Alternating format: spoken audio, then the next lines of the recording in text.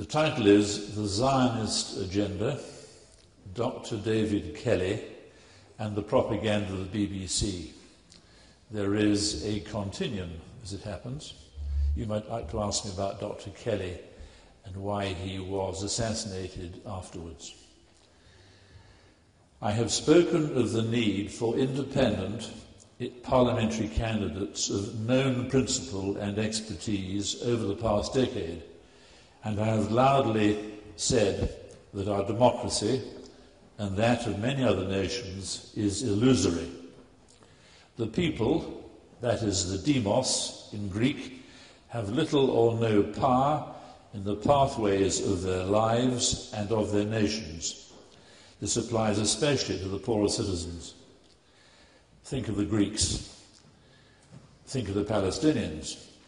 I have detached myself completely from this disgusting election, and with all its triviality and gross dishonesty, but I have been pleased to give full support to Stephen Hopwood in his independent candidacy in this Totnes constituency. I've been asked to cover three areas in 3/4 of an hour: global Zionism, Dr. Kelly's unnatural death, and the state broadcaster. I will pick out the most salient parts of each and finish by concluding where we have got to and what forces we stand against if we are to achieve those words with which I sign my name. I don't sign my name with the fatuous yours sincerely, when it often isn't. I say for truth, reason and justice. And I often say, that child is my child. Some definitions. We must always start with definitions. I'm sure that Clegg and Brown and Cameron could not define a damn thing. I mean that because they're used to slippery words which mean nothing. Zionism, simply put, a promised land for the chosen people, promised by Jehovah, Yahweh, and chosen by Yahweh, the land. A political, colonial, and nationalistic ideology. Overwhelming numbers of supporters are Christian Zionists, and that is an oxymoron. Christ would not be a Zionist, but he was inclusive. The prostitutes, whatever, the lepers, not exclusive, which is Zionism. About 40 million people in the US are Christian Zionists, but there are many closet ones, including those within the Anglican Church. And I mean that too. There is widespread support in Pugin's Palace, the Palace of Westminster, the theatre of vanities and lies. Each major party has its Friends of Israel Association. The Tory one has 80% of the parliamentary party in its embrace. Being a Labour friend of Israel is necessary if you are to achieve a ministerial post, and the website of the Lib Dem Friends of Israel is blatant treason. The relationship is treasonable in each party because it puts the welfare of another country, or entity as I prefer to call it, on an equal or higher footing than our own. Policies are supported which benefit Israel, but which sometimes harm British interests. Membership of Friends of Israel is rarely mentioned in debate or communication. That is, special interest is concealed, which would not be allowed in your parish council. Fascism, my definition, the subjugation of the individual's will and freedom by an overweening state. Humanity withers, freedom of speech is stifled, and the soul dies. Self-preservation becomes the dominant drive. I will read at the end a quotation from a book by Milton Mayer, written in 1950, who paints a stark picture of the German people under rising fascism from 1935 onwards. In fact, I forgot to bring it, but Google Milton Mayer in Information Clearinghouse, and you'll read words which describe exactly what is happening to the people of this country and Europe and America now. Right, the Zionist agenda. Jews dispersed, I have to give some history, it's important. Jews dispersed in the 1st century AD from the land they called Judea and Samaria. Some were proselytes for their religion. They wanted to spread the word. They spread around the Mediterranean shores and more widely. Some remained, the so-called Aboriginal Jews. They probably have the same genes, in fact they do, as the Palestinian people, ironically. The Romans did not usually drive out the people they colonized, and that is true. So it is unlikely that they drove out the Jews from Judea. In the 6th century, there was a mass conversion of the Khazar people, that is more or less Kazakhstan, to Judaism at the command of their king. These people spread westwards and nowadays form the majority of Jews, I believe. A Jewish identity is given by having a Jewish mother. That's a fact. Many Jews in many nations were well assimilated, but the religion tended to hold them apart, and they clustered. Some populations were persecuted. I'm just thinking of the Amish. They clustered. They're in a cluster. Some populations were persecuted, as in the Spanish Inquisition and in Eastern Europe in the 19th century, the pogroms. In the UK, Jews were kept out of the law, medicine, and other professions, as were the Quakers with them. A Jewish atheist, Theodor Herzl, was prominent in the early Jewish Zionist movement, and a World Zionist Congress was held in about 1897. He said quietly, "If I were to sum up the Congress in a word, which I shall take care not to publish, it would be this: at Baal I founded the Jewish state. If I said this out aloud today, I would be greeted by universal laughter. In 5 years perhaps, and certainly in 50 years, everyone will perceive it." That was in 1897, before any Jewish Holocaust in 1942 onwards. Zionist settlement had started in Palestine in 1885, in fact. On the 22nd of November 1917, the Balfour Declaration was declared. There it is. All of the 126 words gave away someone else's land which Britain would not have mandate over until 1922. The wording had been provided by the Zionist Lord Rothschild and by Chaim Weizmann, a chemist, Zionist. Balfour, a Christian Zionist, wrote privately a few years later that he had no interest in the opinions of the native peoples, that is, the Palestinian Arabs, 20% Christian, 80% Muslim, plus Aboriginal Jews who weren't keen either. The Arabs rejected, later on, the grotesquely unfair UN partition, 56% going to the Jewish people, mostly new immigrants during the war and just after, and a third of the population of Palestine in 1947. 56% to this third. The so-called Arab-Israeli War of 1948 resulted. The Jewish forces were well prepared and armed. They had first-class, high-caliber weapons coming from Czechoslovakia. Spitfires were left for them, conveniently. From April of that year, 48, 800,000 Palestinians, 80% of their number, were driven from their homes, their land, and thus their living, They were mostly a pastoral people, living at peace with their land, by terror and by force of arms. El-Nakba, as they call it in Arabic, the catastrophe, a euphemism, I think, continues relentlessly and without pity.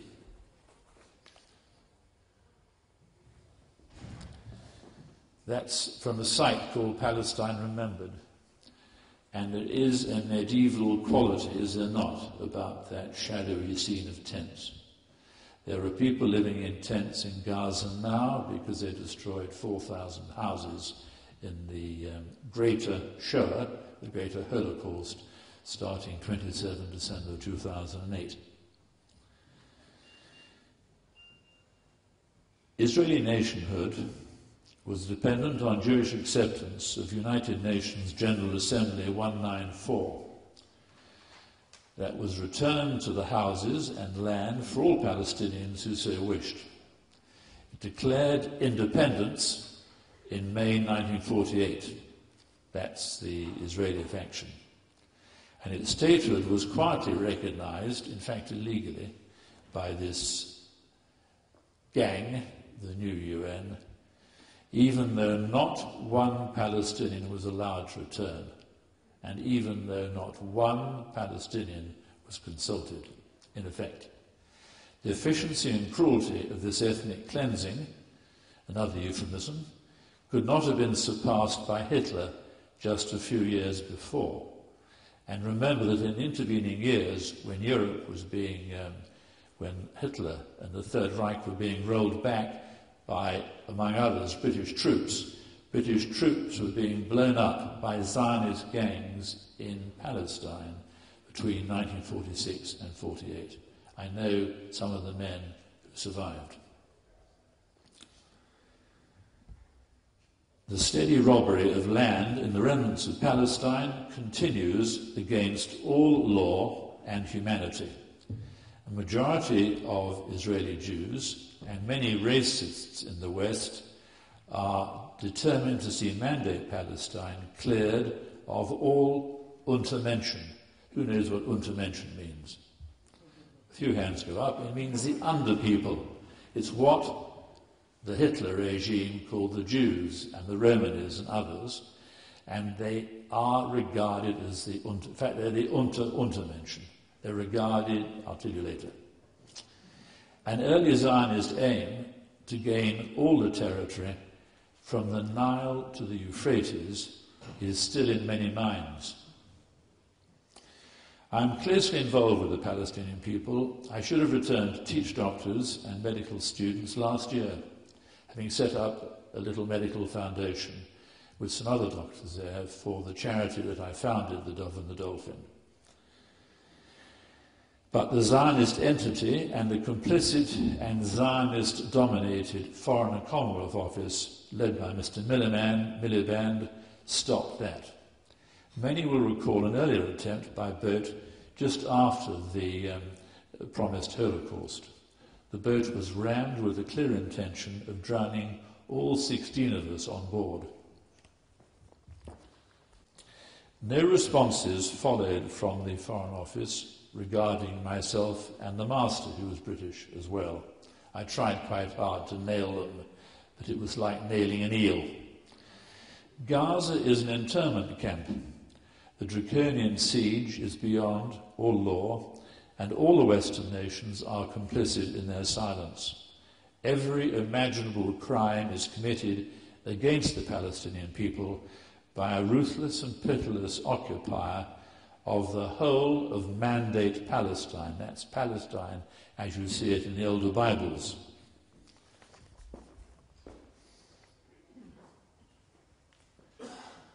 I just picked that one out. The villages of Al-Barouj in Gaza. I think that I don't know, I can't remember this. There's every day this evil flows into my operating system, my computer. Imagine it in the Third Reich.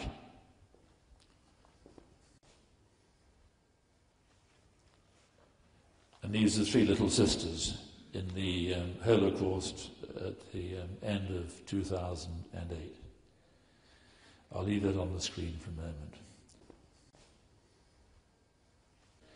The Zionists have great power in the US, which is in effect a surrogate for it. Do you understand what I'm saying? Is that the US is subservient to it. And I say that with a great deal of knowledge, it's true. This is Mr. Sharon, who now lies unconscious in a nursing home or somewhere in Jerusalem, having had a massive stroke and a ridiculous 17-hour neurological operation in one of their hospitals. I want to tell you something that's very clear. Don't worry about American pressure on Israel. We, the Jewish people, control America, and the Americans know it. That's Mr. Ariel Sharon. Now, okay, he's an individual, so I'm not saying there is a general truth, but it's a repeated story. The Zionist lobbies wield great power in Australia and Canada and in the fascist EU. Just occasionally it is opposed. There are Zionist Jews in the US who hold dual citizenship, and many handle the levers of power, such as the Council for Foreign Relations. There are endless think tanks, Carnegie Institute, all sorts of things. It's quite extraordinary how many there are. And there are about 50 powerful pro-Zionist organizations. Prominent amongst them is AIPAC, which you've heard of, and you've probably heard of the ADL, the Anti-Defamation League, run by a character called Foxman. PNAC, who knows of this? Hands up. About 10, 12. The full spectrum, it means the project of the new American century. It's in fact a think tank again, but it's central. It aspires to full spectrum dominance by the US of land, sea, air, space and cyberspace, and they're halfway there. Gaining Afghanistan and the stans around it is central, particularly because it contains big hydrocarbon reserves, including Afghanistan, but also because it lies alongside Iran, which is their premier target now. The list of the signatories contains a majority of pro-Zionist Jews. Wolfowitz and Elliot Abrahams were the two who revised it most recently. That revolting Wolfowitz who promoted the Iraq War. And this think tank policy is central to US bombardment and occupation in the Middle East, and in Afghanistan, and in the decimation of Pakistan. The pro-Zionist Jews are in the driving seat of the evil empire being the US, and drove it into Iraq, although they always denied. Iraq was the only Arab state that had stood against Israel for the Arab nation. Hussein had special arrangements for poor Palestinians, Syrians, to go and study medicine or whatever at a much discounted fee in Baghdad or wherever. He was keen on that. He was keen on the Arab nation. That is was not forgotten by Israel, by the Zionists, and was not forgiven. Now, examples of this control, I will just read a few quotations. January the 10th, 2009. The US House of Representatives, that's about 14 days after the bombardment and invasion of the civilian population in Gaza started. The US House of Representatives has voted to endorse a resolution backing Israel in its offensive in Gaza, in which at least 780 Palestinians have been killed already by that time. The kill ratio was 1 Israeli to 100 Gazans. And a few of those Israelis were killed by friendly fire as well. The body passed Friday's resolution recognizing Israel's right to defend itself against attacks from Gaza by 390 votes to 5. That's from the congressional records. Jeff Gates wrote the other day on Information Clearinghouse, as yet few dare speak of its name. Instead, 4/5 of those in our Congress recently proclaimed themselves loyal to a foreign nation, Israel, and insisted that our Commander-in-Chief maintain an unbreakable bond with what the facts confirm is an enemy. In other words, 4/5 would back the US, would back Israel if Israel started sending nuclear weapons to Iran. You derive that. Dayan, you remember Dayan with the eye patch? Our American friends offer us money, arms and advice. We take the money, we take the arms, they sure do, and we decline the advice. That's Dayan. The fourth, Mrs. Hillary Clinton, Slick Willie's partner. I want the Iranians to know that if I'm the president, we will attack Iran. This is the primaries. She said after being asked what she would do if Iran launched a nuclear attack on Israel. In the next 10 years, during which they might foolishly consider launching an attack on Israel, we would be able to totally obliterate them. Obliterate them. Look at a map and look at the size of Iran. That's Mrs. Clinton. Only 2% of the US population are Jewish, and the majority are said to oppose the Zionist project, but they find their voices are stilled, stifled. I will return to Zion, a hill in Jerusalem, that's what it is, to view the scene at the end of this talk. Dr. David Kelly. Anyone interested in Dr. David Kelly? A few hands up. It's a long time, actually, July 2003. But that's how they work, these lovely governments. A 59-year-old bacteriologist and our most senior germ and chemical warfare expert, it is said he considered the Iraq dossier, drawn up by the Joint Intelligence Committee, headed by John Scarlett, now head of MI6, isn't he, Annie? Former. What? He's now retired. Oh, of course he did. He was there for about a year. Sorry, I forgot that. Was exaggerated. The dossier, I hate that word, sexed up, but it was exaggerated. Our friend Alistair Campbell, another psychopath, was responsible for that sexing up. Andrew Gilligan aired this on the Today programme. The MOD ensured Dr. Kelly was identified by the press, the requirement being simply to mention the candidate's name until Kelly's name came up. So it was quite deliberate. They should, in fact, they had a duty to keep his name quiet, and in fact, his job for the MOD, one of his jobs, was to liaise with the press about matters of secrecy, to interpret the scientific elements.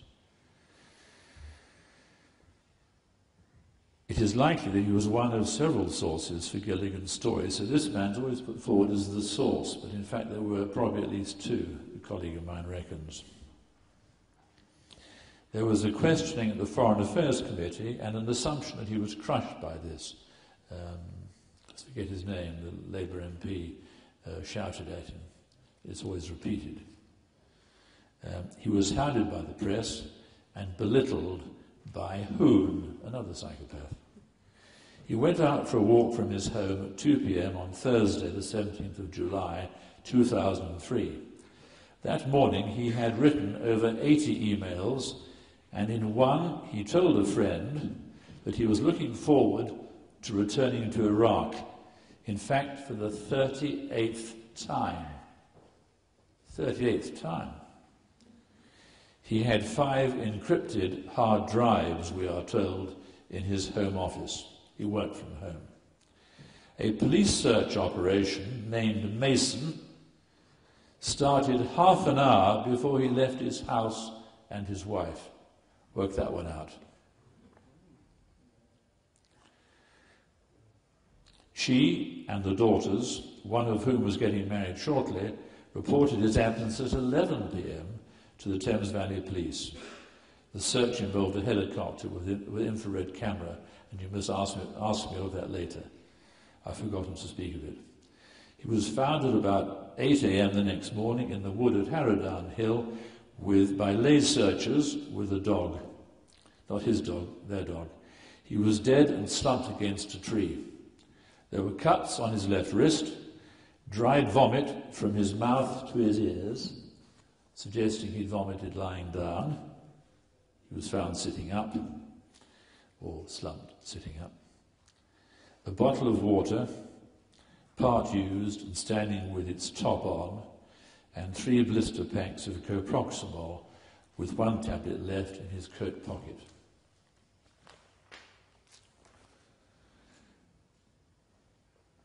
I have no time to list the inadequacies in investigation and judicial process, or the very many omissions. Lord Hutton was appointed within 24 hours of his death, whilst the body was still cooling. That is speed beyond any normal experience of Her Majesty's government. Hutton was a safe pair of hands as leading counsel at the Widgery inquiry into the massacre of unarmed Republicans on Bloody Sunday by paratroopers, British paratroopers. The coroner for Oxfordshire opened an inquest and then adjourned it for the inquiry to take place, when in fact what should have happened, they should have had the inquest and then the inquiry of Hutton. I'll tell you later. There was every reason for the inquest to be completed and punctilious in such a high-profile case. Lord Hutton was charged with, listen to this, inquiring into the circumstances surrounding the death of Dr. David Kelly. The circumstances surrounding the death. This was to do mostly with the media and the assumption was suicide. This brief was nicely tangential to the central function of a coroner, which is the cause of death, whether it was unnatural, and whether there was foul play. It is complicated, but this was an ad hoc inquiry to which 17A was added later. In questioning, you might ask me about the Public Inquiry Act 2005, which was hurried through by a committee of 9 MPs during the wash-up period after our lovely Mr. Blair had promulgated Parliament at that time.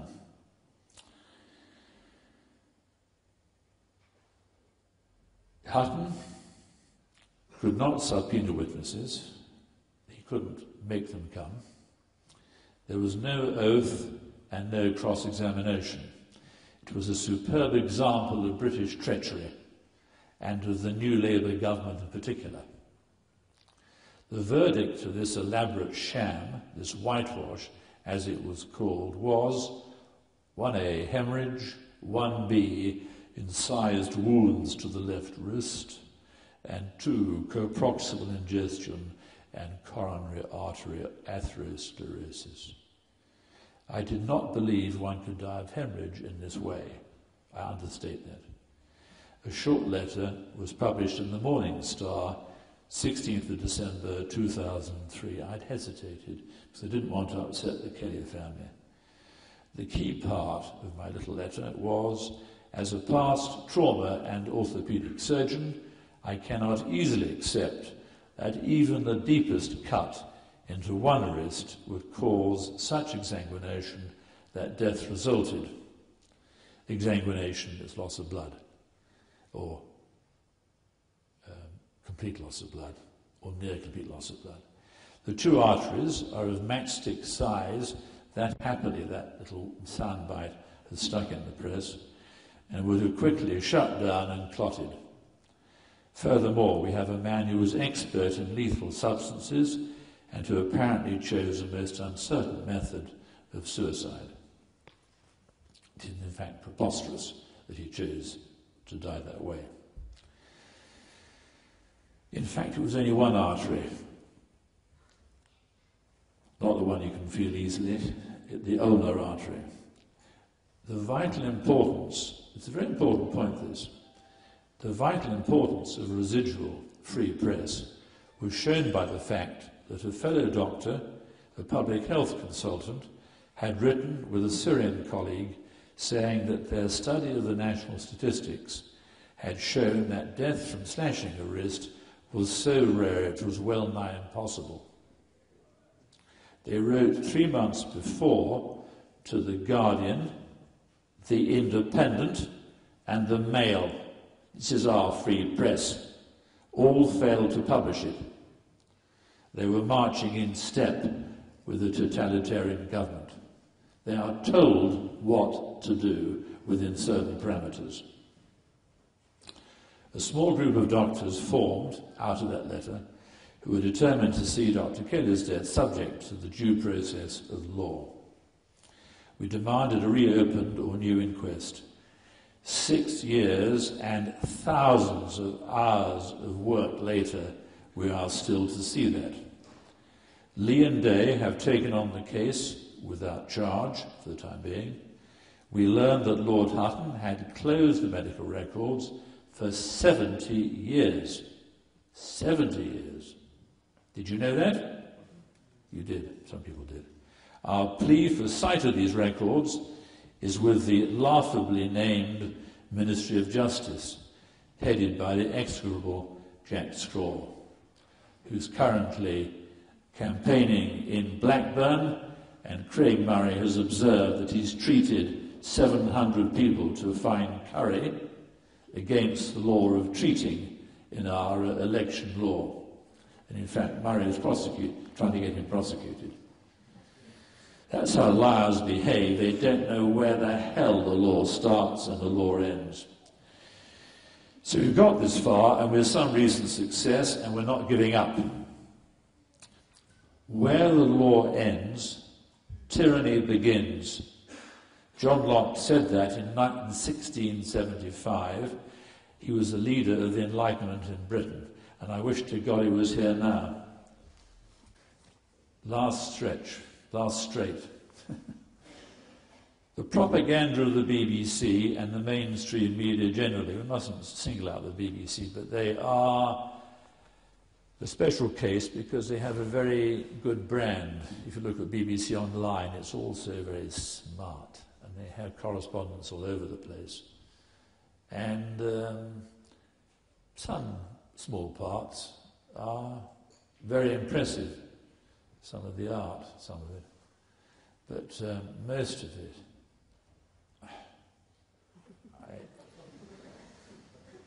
I'm going to spend little time on this because you probably all know. I'm heartened by how many people have twigged how things are. But I would have loved to analyse the myriad methods. In fact, the question started to raise it earlier on after Stephen spoke. The BBC used to project and give power to the monarchy. Imperial war. You've seen Wootton Bassett a few times, haven't you? With those hearses moving slowly, and those men who were outstanding leaders and were just doing their job. Shredding and burning mostly Afghan civilians. God, I don't know where we got to. And they also, of course, support capital in a big way, and corporations, and celebrity. And they tend to be of one ilk. They recently announced that Prince Philip had twisted his ankle. Remember that? Did you remember that? He twisted his ankle, Prince Philip, this 86-year-old man, whatever he is. But they didn't tell you about a child who lost both legs in Afghanistan, or whatever. They didn't tell you. And there's no name for the girl. We did know about Prince Philip. You know that Reith was the founder of what was to become the BBC, and that he was writing propaganda for the government during the general strike. Did you know that? Who knew that? Well, he was. Dave Shaler knows it. He's bound to know it, really. Its colour, that's the BBC's colour, mostly of the butcher's apron. What's the butcher's apron? It's the Republican Irish name for the Union flag. And that's what's used a lot to keep the jingoism and the killing going. In fact, the BBC is worse than ever. John Pilger, a brief quote, "Consider how the power of this invisible government has grown. In 1983, means the media, in 1983, the principal global media was owned by 50 corporations, most of them American. In 2002, this had fallen to just 9 corporations. Today," he was writing about 2 years ago actually, "today it is probably about 5. Rupert Murdoch has predicted that there will be just 3 global media giants, and his company will be one of them. Tom Paine, my hero, warned that if the majority of the people were being denied the truth and the ideas of truth, it's important that, the ideas of truth, it was time to storm what he called the Bastille of words. That time is now. The broadcast word and image sucks the truth from all." I was on the bridge of the motor vessel Barbara, which I had chartered in January 2003, because I was revolted by the looming Iraq war, the idea of it, and because I knew that Palestine was the hinge of our humanity. And I was being interviewed by BBC Spotlight. I just forget the fellow's name, before we steamed off to Palestine the next day. I spoke of the malnourished children in Gaza. I spoke strongly against the looming war on Iraq. "Stop the camera." You cannot say that without a balancing comment, David. I said, "We have had balancing comment for months." The camera rolled again. I said the same. "Stop." It had, the third time I omitted the coming Holocaust on Iraq, while I was speaking the truth. The BBC won because I had no choice. It had given only 3%, listen to this if you don't know it, it had given only 3% of broadcasting time to people who opposed the Iraq war. Did you know that? 3%. It was analysed by Professor Greg Philo in Glasgow. I think it was him. There are several people studying the media all the time. It was the worst of all major Western media outlets, including the damned Americans. It is an all-powerful and evil organisation. I am pleased that more and more people know that. Conclusion. A civilized, life-enhancing, rather than a life-denying world is on a knife edge. The Luciferans gather at our gates with lucre in their greasy hands and bloodlust and conspiracies beyond imagining in their black brains. No soul, no love, no law, and from the dark side of a dark planet. It comes down to this, the pabulum. I first knew that word when I was studying bacteriology at St Mary's Medical School. Pabulum actually is a Latin name for porridge, and in this instance it's the media, the milia, the medium on which things grow. You see what it is, don't you? It's the inauguration ceremony for Mr. Obama, and that's the pabulum. It spent $760 million, mostly given by people with a vested interest in promoting him. There was sort of reversed racism. A lot of his supporters were black, who supported him because he was black. It is reverse racism, really. But that's the pabulum. This is why the media is so vital in the maintenance of evil power. Obama was chosen by Zionists as a young man. There's an article which I've got filed from a Zionist female American who was crowing over their new possession. He only served 3 years in the Senate before becoming president. 3 years. He has acquired the neurolinguistic techniques of Hitler. Here's how he looks from one side to the side. He has a very interesting cadence in his speech. And the puppets of the puppet masters, like the Rothschilds, Soros, the Duke of Westminster, the Kissingers and Brzezinski, and dozens more. What was Obama's word he used in his campaign? It's one of utter vacuity. Change. Who's using that word now? Mr. Cameron. Guantanamo still exists, and they still torture people there.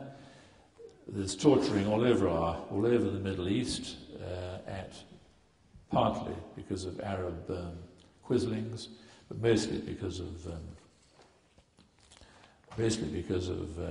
American dominance.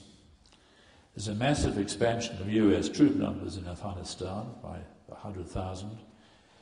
Then to Yemen, they're murdering by drones in Pakistan, and Obama is doing exactly as he was designed.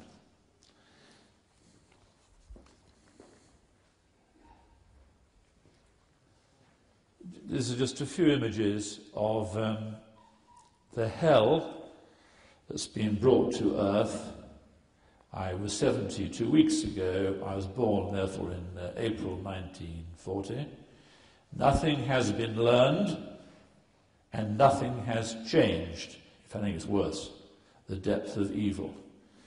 You can imagine them saying, "Raghead, pray to Allah," as they made him do this in Abu Ghraib.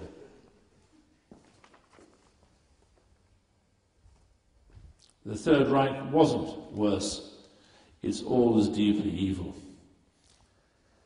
This is an American sergeant punching the head of one of the prisoners, hooded, and there are 4 of them on the ground in Abu Ghraib.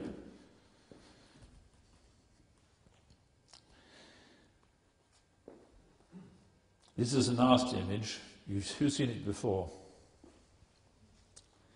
The lady's seen it before. I don't. This is Ali Abbas, who's been educated in this country since this thing. It's a very, very important image. It was 10 days after shock and awe started, and his arms were incinerated. The burn on his trunk was an inch deep, which they excised, and he's ostensibly a happy young adult without any arms. So he has to have someone hold his willy when he's having a pee or wiping his bottom. And that same night, his mum and dad and 10 other relatives were incinerated instantaneously. And I'm absolutely certain that it was a thermonuclear weapon. Don't tell me the Third Reich was more evil. The evil Jeff Hoon said, before the Holocaust of Iraq was set in motion, they reserved the right to use battlefield nuclear weapons. Did you know that? You can assume that involved neutron shells or bombs, and it was probably a neutron bomb which did this to poor Ali. And this, the paramount war criminal and psychopath, Anthony Charles Linton Blair, smiling after killing more than 1 million people, causing 1 million widows, 5 million orphans, over 2 million maimed, given the usual ratios of bombardment injuries, and 6 million refugees, including those in Afghanistan, and another 2 million in the Swat Valley.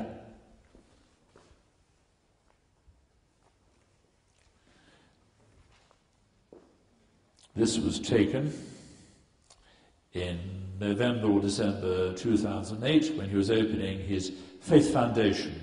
The words are joined together. They mean nothing. Faith Foundation. And he has several Nidus's nests of this. This was in Chicago or something like that. But you can see that any man who can smile like that and look as urbane as that is a paramount psychopath. No one, I could not kill. My job was to get people going from road accidents and to heal people and to straighten things. And I would never have a mien, a face like that, after causing Ali Abbas what happened to him, and a million others with them, and breaking a country probably for good. Now, just a few more thoughts. Menachem Begin, who was in head of Gun or something, one of the Zionist terrorist organizations, terrorist, well before 9/11 terrorist, and who was responsible for blowing up British troops and others. And he said, he spoke of the Palestinians as cockroaches. Who knew that? No one knows that. Few people know that. Kissinger described us as ants, or as, I think Neville told me, useless eaters. Is that right, Neville? That's right. Now, you are not insects to be starved and poisoned. We all have worth, each one of us, and we must reject totally these Kissingers, and Begins and Blairs, and oust them and get people of expertise and principle and good heart to represent our communities. Thank you very much.